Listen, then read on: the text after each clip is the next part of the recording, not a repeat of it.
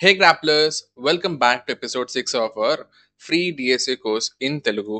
And ఈ వీడియోలో అయితే మనం the most fundamental yet fascinating topic అనేటువంటి వేరియబుల్స్ గురించి అయితే డిస్కస్ చేయబోతున్నాం.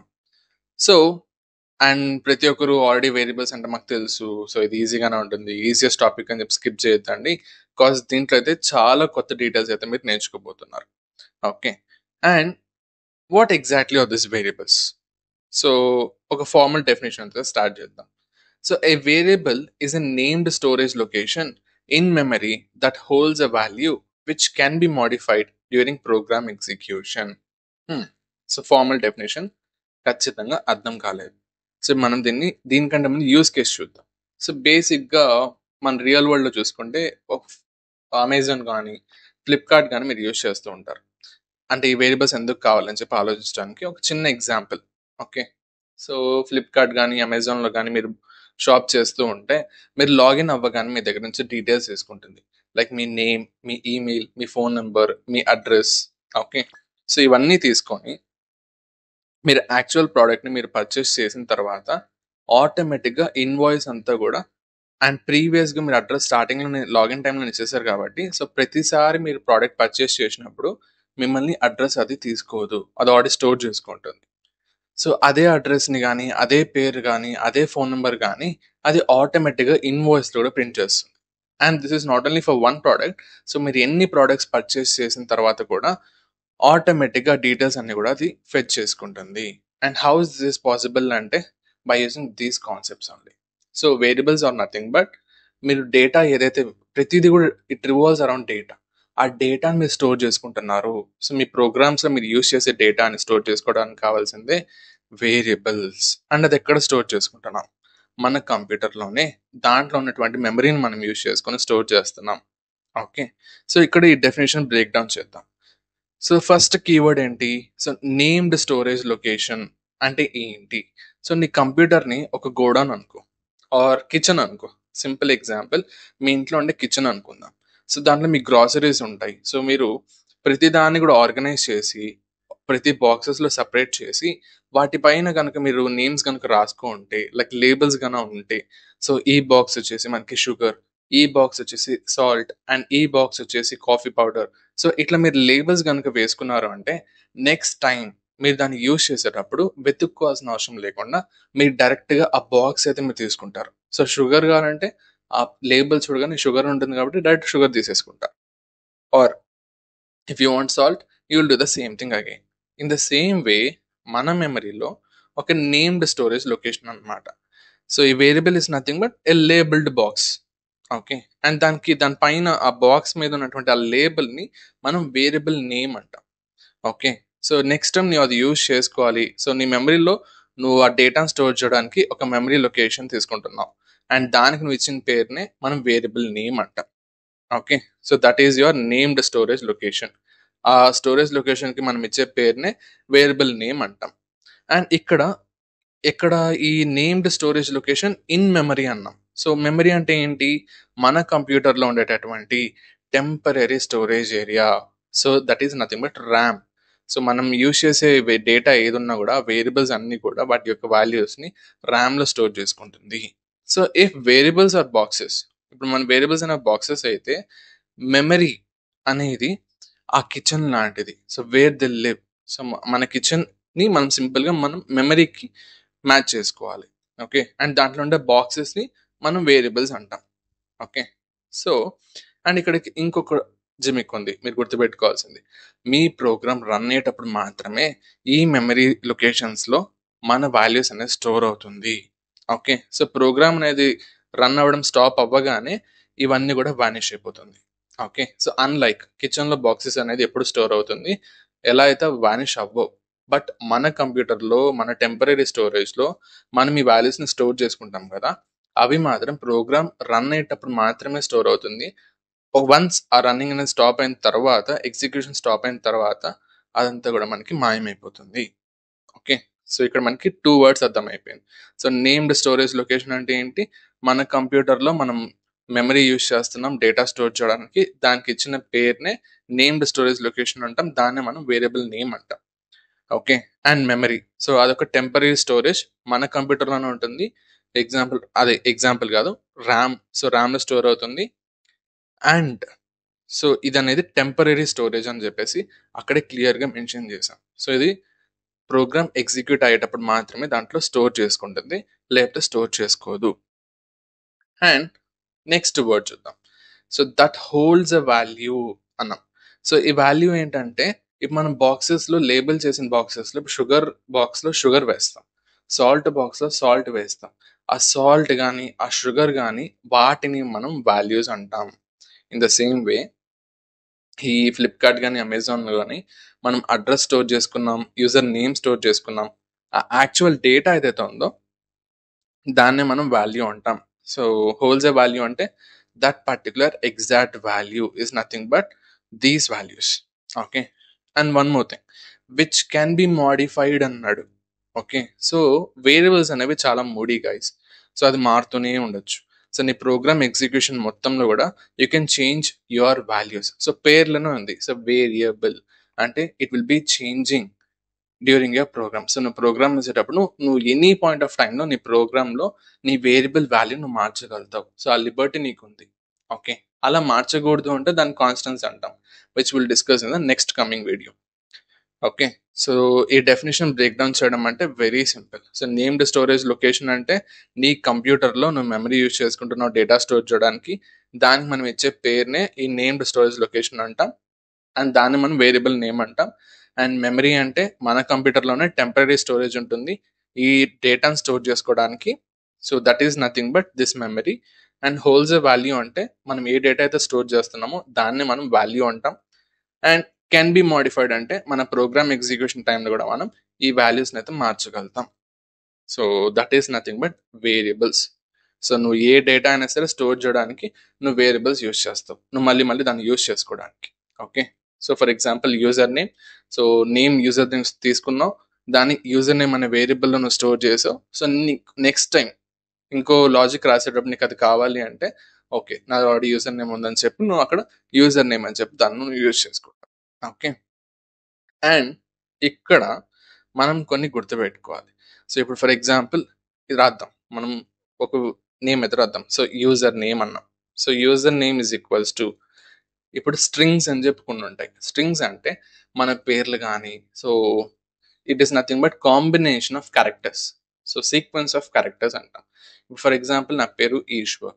సో ఈశ్వర్ అనేది ఈ మొత్తాన్ని ఒక స్ట్రింగ్ అంటాం. సో దాన్ని మనం డబుల్ కోడ్స్లో మనం స్టోర్ చేసుకోవాలి. అండ్ డోంట్ వరీ ఈ డేటా టైప్స్ అని కూడా మనం నెక్స్ట్ వీడియోలో అయితే చూస్తాం. ఓకే. సో ప్రెసెంట్ అది మీరు గుర్తుపెట్టుకోవాల్సింది, ఇప్పుడు మనం పేర్ స్టోర్ చేస్తున్నాం. సో పేర్ అనేది sequence of characters. So combination of characters. So ఈ క్యారెక్టర్స్ అన్నీ కూడా మనం డబుల్ కోడ్స్లో కానీ సింగిల్ కోడ్స్లో కానీ స్టోర్ చేసుకోవాలి. సో ఇక్కడ మనం user name is equals to Eshwar అని చెప్పి స్టోర్ చేసాం. కానీ ఇక్కడ మనకి కంప్లైంట్ చేస్తుంది. సో C++ కంపైలర్ ఏమని చెప్తాం, so use of undeclared identifier user name. And ఇంకోటి ఒకవేళ మీరు రన్ చేసినా కూడా, అండ్ మనకు తెలిసిందే సో ప్రతి లైన్ కూడా మనకి సెమీకోలన్తో ఎండ్ అవ్వాలి. ఇప్పుడు మనం దీన్ని ప్రింట్ చేసి చూద్దాం. సో సి అవుట్ నువ్వు ప్రింట్ చేయాలంటే జస్ట్ దాని పేరు రాస్తే చాలు. సో ఎండెల్. సో లైన్ని నువ్వు ఎండ్ చేస్తున్నావు. ఒకవేళ నువ్వు దీన్ని రన్ చేస్తే you'll get an error telling that hey Eshwar, నువ్వు యూజర్ నేమ్ అని చెప్పావు కానీ అసలు అది ఏ టైప్, దాని యొక్క డేటా టైప్ ఏంటి నాకు తెలియదు. సో నువ్వేమో ఈశ్వర్ అని చెప్పేసి చెప్పావు, అది స్ట్రింగా, ఇంటీజరా, ఫ్లోటింగ్ పాయింట్, అసలు దాని టైప్ ఏంటి అని చెప్పేసి మన C++ మనల్ని అడుగుతోంది. సో C++కి మనం ప్రతిదీ కూడా క్లియర్గా చెప్పాలి గైస్. ఓకే. సో అదే పైథాన్లో అయితే you can just write user name is equals to Eshwar అని చెప్పి రాస్తే అది ఆటోమేటిక్గా తెలుసుకోగలుగుతుంది ఇది స్ట్రింగ్, ఇది ఇంటీజర్ అని చెప్పి. కానీ మనం C++ మాత్రం క్లియర్గా మెన్షన్ చేయాలి. అందుకే we call C++ as statically typed language. ఎందుకు, నువ్వు ఏదైతే వేరియబుల్ వాల్యూ స్టోర్ చేస్తున్నావో అది ఏ టైప్ కూడా నువ్వు చెప్పాలి. ఓకే. సో ఇప్పుడు మనం ఏం చేస్తామంటే దీన్ని మనం స్ట్రింగ్ అని చెప్పేసి క్లియర్గా దానికి చెప్తాం. This is of type string. ఇప్పుడు నువ్వు కనుక రన్ చేసావు అంటే you can see the output as Ishwar. Okay. So సింపుల్గా నువ్వు వేరియబుల్స్ని డిక్లేర్ చేసేటప్పుడు you have to tell the type also. So C++లో మనం టైప్ కూడా మనం క్లియర్గా దానికి చెప్పాలి. దానికి we call C++ as statically typed language. Okay, so ఇంకొక వేరియబుల్ చూద్దాం. సో ఇంట్ ఏజ్, ఏజ్ కానీ ఆర్ సంథింగ్ ర్యాండమ్ ఒక ఏజ్ తీసుకుందాం. Age is equals to 10. So ఇప్పుడు నువ్వు దీన్ని కూడా ప్రింట్ చేయి. సో ఏజ్ ఎండల్. సో ఇది ఒక ఇంటీజర్. సో ఇక్కడ ఈశ్వర్ అండ్ 10 అని చెప్పి ప్రింట్ అయింది. So the point you have to remember is, so నువ్వు ఏ వేరియబుల్ నువ్వు డిక్లేర్ చేస్తున్నా కూడా దానికి నువ్వు టైప్ ను డిఫైన్ చేయాలి. Okay, so that is how you will declare a variable in C++. And ఇక్కడ కొన్ని టర్మినాలజీస్ చూద్దాం. ఇక్కడ ఏంది, డిక్లరేషన్ అని చెప్పేసి చెప్పినారు. సో డిక్లరేషన్ అంటే ఏంటి, నువ్వు జస్ట్ ఇంట్ నేమ్ అని చెప్పేసి వదిలేసావు. నువ్వు దానికి ఏ వాల్యూ ఇవ్వలేదు. ఇందాక నేను ఈశ్వర్ అని చెప్పించా, బట్ ఇప్పుడు నేను ఏం ఇవ్వలేదు. సో దీన్ని మనం డిక్లరేషన్ అంటాం. ఓకే, సో నువ్వు పేరు అయితే డిఫైన్ చేసావు, కానీ దానికి నువ్వు వాల్యూ ఇవ్వలేదు. That is nothing but declaration. ఒకవేళ దానికి నువ్వు కనుక వాల్యూ ఇచ్చావు అంటే that is nothing but initialisation. So ఇక్కడ మళ్ళీ నేను name is equals to Eshwar and semicolon. So ఇక్కడ నేను మళ్ళీ డిఫైన్ చేసా. ఇదే వేరియబుల్కి మనం వాల్యూ ఇస్తే దాన్ని మనం ఇనిషియలైజేషన్ అంటాం. అండ్ దీన్ని we call it as initial value. Okay, so ఫస్ట్లో ఉండే వాల్యూ సింపుల్గా చెప్పాలంటే నువ్వు మళ్ళీ దాన్ని మార్చుకోవచ్చు. అండ్ ఈ ఇనిషియలైజేషన్కి కూడా డిఫరెంట్ టైప్స్ ఉంటుంది అనమాట. So variable based initialization, no initializer, value initializer, expression initializer. So ఇదేంటి అని చెప్పేసి ఇప్పుడు చూద్దాం. సో బేసిక్గా ఇప్పుడు ఏదో ఒక వేరియబుల్ ఉంది, ఇంట్ ఏ అనుకున్నాం example. So variable based initialisation అంటే ఏంటి, సో నువ్వు ఇక్కడ కర్లీ బ్రాకెట్స్, ఇందాక మనం ఈక్వల్స్ టు పెట్టాం కదా, అట్లా కాకుండా మనం కర్లీ బ్రాకెట్స్ పెడతాం. సో కర్లీ బ్రాకెట్ యూస్ చేస్తే దాన్ని మనం లైక్ ఇక్కడ ఈక్వల్స్ టు లేకుండా ఏ పక్కన కర్లీ బ్రాకెట్స్ యూస్ చేసి కనుక మనం ఇనిషియలైజ్ చేస్తే we call it as variable based initialisation. Okay, so ఇక్కడ మనం నువ్వు వాల్యూ కూడా ఇక్కడ నో ఇనిషియలైజర్ అనమాట, ఇక్కడ నీకు ఏం వాల్యూ లేదు. ఇప్పుడు నువ్వు దీన్ని ప్రింట్ చేసావు అంటే Cout ఏ జస్ట్ సెమికోలన్ చాలు. ఇప్పుడు మనం దీన్ని రన్ చేద్దాం. సో బై డిఫాల్ట్ మనకి 0 ప్రింట్ అయింది. సో డిఫాల్ట్ వాల్యూ ప్రింట్ అయింది. బట్ ఇందాక చేసినట్టు చేస్తే ఇంట్ ఏ జస్ట్ సెమికోలన్ వదిలేస్తే ఇక్కడ మనకి గార్బేజ్ వాల్యూ అనేది ప్రింట్ అవుతుంది. సో గార్బేజ్ వాల్యూ అనేది ఒక జిబ్రిష్ వాల్యూ. సో ఏదో ఒక ర్యాండమ్ వాల్యూ అయితే ప్రింట్ అవుతుంది. దానివల్ల చాలా ప్రాబ్లమ్స్ వస్తుంది మనం కోడ్ రాసేటప్పుడు. So it is always better to remember. So నువ్వు ఈ టైప్లో కానీ యూజ్ చేయడం కానీ ఆర్ దానికి ఒక ఇనిషియల్ వాల్యూ ఇవ్వడం అనేది చాలా బెటర్ అనమాట. అలా కాకుండా నువ్వు జస్ట్ ఇలా డిక్లేర్ చేసి సెమికోలన్ యాడ్ చేసేసావు అంటే అది ఖచ్చితంగా ప్రాబ్లం అవుతుంది. ఎందుకంటే garbage value is not good, ఏదో ఒక ర్యాండమ్ వాల్యూ వచ్చేస్తుంది. ఓకే, సో అలా కాకుండా నువ్వు ఇలా గనక వాల్యూ నీకేం తెలియదు, సో ఇనిషియల్గా నాకు తెలియదు ఏం వాల్యూ స్టోర్ చేయాలో తెలియదు అంటే just use this. And by default ఈ ప్రతి డేటా టైప్కి ఒక డిఫాల్ట్ వాల్యూ ఉంటుంది. సో యూజర్ డెవలపర్ కనుక ఏం వాల్యూ స్టోర్ చేయాలో తెలియనప్పుడు ఆ డిఫాల్ట్ వాల్యూ అనేది అది యూస్ చేసుకుంటుంది if use this kind of initialisation అనమాట. అలా కాకుండా నాకు ఆల్రెడీ వాల్యూ ఉంది, నాకు తెలుసు ఇప్పుడు నేను ఏలో ఏం స్టోర్ చేయాలి. సో ఇప్పుడు నేను 5 స్టోర్ చేయాలి అంటే ఆ కర్లీ బ్రాకెట్లోనే మనం 5 అనేది యూస్ చేసుకోవచ్చు. సో ఇప్పుడు నువ్వు రన్ చేసావంటే నీ వాల్యూ అనేది 5 అని చెప్పి ప్రింట్ అవుతుంది. ఓకే, అండ్ నౌ దాన్నే మనం we call it as value initializer. Okay, and expression initialization అని చెప్పి కూడా ఉంటుంది. సో నువ్వు దీంట్లో ఎక్స్ప్రెషన్ కూడా యూస్ చేయొచ్చు. ఎక్స్ప్రెషన్ అంటే ఏంటి, నీ దగ్గర ఒక 2 operands I mean like operators ఉంటుంది. సో ఆపరెంట్స్ ఉంటాయి, దాంట్లో నువ్వు ఒక ఆపరేటర్ యూస్ చేస్తావు. ఫర్ ఎగ్జాంపుల్ A+B 2+3 5-3 అదొక ఎక్స్ప్రెషన్. ఓకే, సో 5-3 అంట. ఇప్పుడు దాంట్లో వాల్యూ 2 స్టోర్ అవుతుంది. అదే ఎవాల్యూట్ చేసుకొని వాల్యూ అనేది అసైన్ చేసుకుంటుంది. సో ఇక్కడ మీరు గమనిస్తే వాల్యూ 2 ప్రింట్ అయింది. Okay, so that is nothing but expression initializer. Okay, so ఇట్లా డిఫరెంట్ టైప్స్ ఉంటుంది. అండ్ అసైన్మెంట్ ఇనిషియలైజేషన్ అని చెప్పేసి ఇంకొకటి ఉంటుంది, ఇందాక మనం చేసింది. So int b is equals to 23. Okay, so ఇక్కడ మనం అసైన్మెంట్ ఆపరేటర్ యూజ్ చేస్తున్నాం. సో ఈక్వల్స్ టు అనే ఆపరేటర్ని యూజ్ చేసి వాల్యూని అసైన్ చేస్తున్నాం. సో బి అనే లొకేషన్లో 23 వాల్యూ స్టోర్ అవ్వాలి అని చెప్పేసి చెప్తున్నాం. సో దీన్నే మనం అసైన్మెంట్ ఇనిషియలైజేషన్ అంటాం.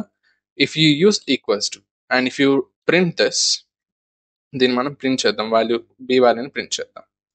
ఓకే, అండ్ ఇక్కడ ఎండల్ యాడ్ చేద్దాం. ఎండల్.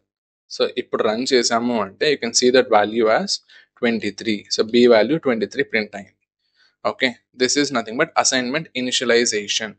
అండ్ ఇక్కడ రీ అసైన్మెంట్ అని చెప్పుంది, పేర్లోనే అర్థమైపోయింది. రీ అసైన్మెంట్ అంటే నువ్వు మళ్ళీ అసైన్మెంట్ చేస్తున్నావు అంటే ఇప్పుడు బి వాల్యూని మార్చొచ్చు. So b is equals to 45 అంట. ఇప్పుడు నేను మళ్ళీ బి ప్రింట్ చేస్తాను. So b endl semicolon. Same ఇక్కడ పైన కూడా మనం ఎండల్ యూస్ చేస్తే లైన్ మనం ఎండ్ చేసేయచ్చు. ఇప్పుడు రన్ చేసాము అంటే అదే బి వాల్యూ ఫస్ట్ 23 ఉన్నింది, మనం చేసిన రీఅసైన్మెంట్ వల్ల మళ్ళీ బి వాల్యూ 45కి మారిపోయింది. ఓకే, అందుకే దాన్ని మనం వేరియబుల్ అంటాం. దాని వాల్యూ అనేది చేంజ్ అవుతూ ఉంటుంది. Okay, so that is nothing but declaration, initialization and reassignment. So ఈ టర్మినాలజీస్ అయితే మీకు అర్థమైందని చెప్పి నేను అనుకుంటున్నాను. అండ్ ఇక్కడ నేను ఏ బి అని చెప్పి యూజ్ చేశా. No, you should not do that.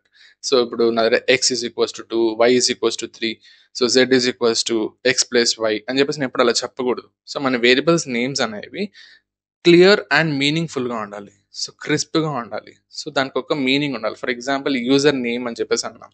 So ఇందాక మనం యూజర్ నేమ్ అని చెప్పేసి అన్నాం. ఓకే, అలాగా మనకి మీనింగ్ఫుల్గా ఉండాలి. ఇప్పుడు నీ కోడ్ నువ్వే కాకుండా వేరే డెవలపర్స్ కూడా చూస్తారు. సో వాళ్ళకి కూడా అర్థం అవ్వాలి. సో దానికి నీ వేరియబుల్ నేమ్స్ని మీనింగ్ఫుల్గా పెట్టు. అండ్ ఇక్కడ నేను వేరియబుల్ నేమ్ అని చెప్పా, ఇక్కడ 2 వర్డ్స్ ఉంది. సో యూజర్ అనేది ఒక వర్డ్, నేమ్ అనేది ఒక వర్డ్. సో దీన్ని మనం ఎలా యూజ్ చేయాలి, లైక్ ఎలా రాయాలి, ఏమైనా నేమింగ్ కన్వెన్షన్ ఉందా అంటే అఫ్ కోర్స్ ఉంది. 2 రకాలు ఉంటాయి నేమింగ్ కన్వెన్షన్స్ అనేది. ఒకటి క్యామెల్ కేస్, ఇంకొకటి స్నేక్ కేస్.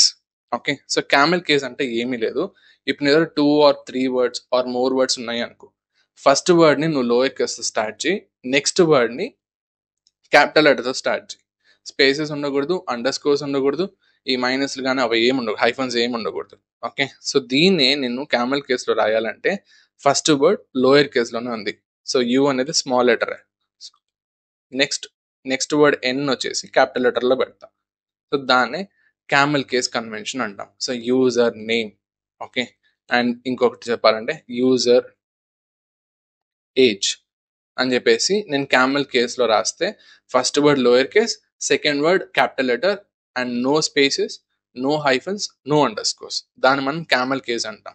అలా కాకుండా స్నేక్ కేస్ అని చెప్పి ఇంకోటి ఉంటుంది. సో అక్కడ మొత్తం అన్ని వర్డ్స్ లోయర్ కేస్లోనే ఉండాలి, కానీ you have to separate each word by underscore.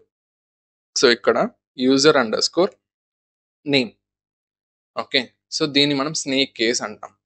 So ప్రతి వర్డ్ కూడా మనకి అండర్ స్కోర్తో డివైడ్ అవుతుంది అండ్ అన్ని లోయర్ కేస్లో ఉంటుంది. So that is nothing but snake case. So ఇప్పుడు మనకి క్యామెల్ కేస్ అన్న యూస్ చేయొచ్చు, స్నేక్ కేస్ అన్న యూస్ చేయొచ్చు. బట్ రిమెంబర్ వన్ థింగ్, నువ్వు రాసే కోడ్ మొత్తానికి ఆర్ నీ కోడ్ బేస్ మొత్తానికి ఒకే నేమింగ్ కన్వెన్షన్ అని చెప్పి యూజ్ చేయాలి. సో డిఫరెంట్గా ఒక్కొక్క ప్రోగ్రామ్కి ఒకలాగా, ఒక్కొక్క ఫంక్షన్కి ఒకలాగా అయితే అస్సలు యూజ్ చేయకూడదు. సో నువ్వు మొత్తం కోడ్ బేస్ ఒకే నేమింగ్ కన్వెన్షన్ అయితే ఉండాలి. Okay, so that is nothing but our naming convention. And ఈ వేరియబుల్ నేమ్స్ నువ్వు రాయాలంటే కొన్ని రూల్స్ కూడా ఉన్నాయి. సో ఎప్పుడు కూడా నీ వేరియబుల్స్ అనేది డిజిట్స్తో స్టార్ట్ అవ్వకూడదు, లెటర్స్తోనే స్టార్ట్ అవ్వాలి. సో లెటర్స్ అంటే ఏంటి, capital A to capital C, small a to small c.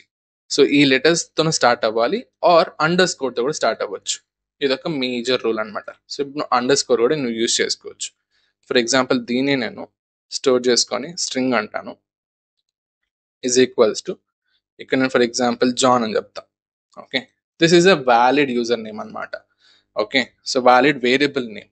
So నువ్వు అండర్ స్కోర్తో స్టార్ట్ చేయి ఆర్ లెటర్తో స్టార్ట్ చేయి, అంతే తప్ప నువ్వు డిజిట్తో స్టార్ట్ చేయొద్దు. ఫర్ ఎగ్జాంపుల్ 9తో స్టార్ట్ చేసా వెంటనే నీకు కంప్లైంట్ చేసేస్తుంది, అన్ఎక్స్పెక్టెడ్ అన్క్వాలిఫైడ్ ఐడి అని చెప్పేసి నీకు ఎర్రర్ అయితే త్రో చేస్తుంది. So it is always better to start with under score or with a letter but not with a digit.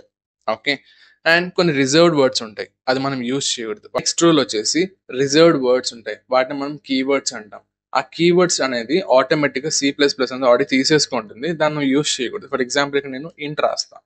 So ఇంట్ అనేది ఆడి నాకు C++ తీసేసుకునేది. ఇప్పుడు నేను ఫర్ ఎగ్జాంపుల్ స్పేస్ ఇచ్చి ఇంట్ ఇచ్చాను అంటే అదేం చేస్తుంది చూద్దాం. ఇక్కడ ఆడి కంప్లైంట్ చేస్తుంది, if you run this program you'll get an error. ఎందుకంటే నువ్వు కీవర్డ్ యూజ్ చేసావు.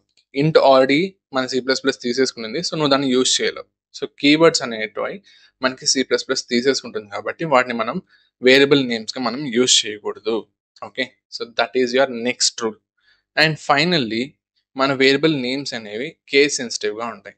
Okay, so for example age is a different variable name. ఈ క్యాపిటల్ ఏతో స్టార్ట్ అయ్యే ఏజ్ అనేది ఇంకొక డిఫరెంట్ నేమ్. సో ప్రతిదీ కూడా మనకి కేస్ సెన్సిటివ్గా ఉంటుంది మన C++ అనేది. So age and in second age starting with capital A, both are not same. Okay, so that is what you have to remember. And the next rule is special characters gani or spaces gani use cheyakudadu. You should not say, you should not use this kind of, for example, name or special character star untadi, so అలాంటివన్నీ use చేయకూడదు special characters. And spaces కూడా మనం use చేయకూడదు. For example user name ఉండే ఇందాక మనం ఒకే వర్డ్లో రాసాం, ఇలా రాయకూడదు. స్పేస్ ఇచ్చి యూజర్ స్పేస్ నేమ్ అని చెప్పి మనం డిఫైన్ చేయకూడదు. ఓకే, సో స్పేసెస్ ఉండకూడదు, స్పెషల్ క్యారెక్టర్స్ అయితే అస్సలు ఉండకూడదు. Okay, so that is what, like these are some of the rules అన్నమాట to define your variables, to declare your variables.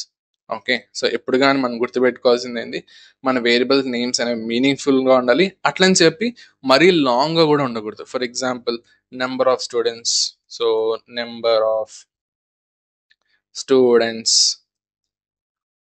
Enrolled అని చెప్పేసి ఇంత లాంగ్గా కూడా ఉండకూడదు.